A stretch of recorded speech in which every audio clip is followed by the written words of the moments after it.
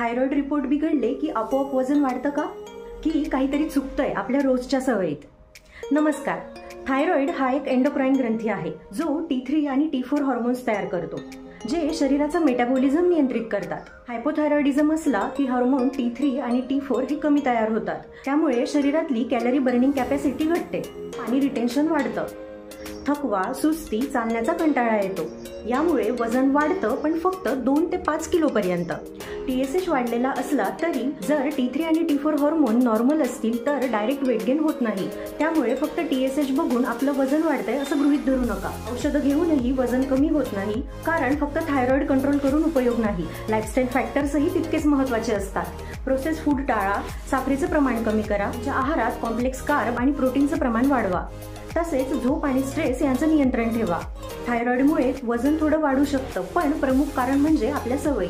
औषधांबरोबरच योग्य आहार, व्यायाम आणि झोप हे वजन नियंत्रणात ठेवण्याचं खरं उत्तर आहे.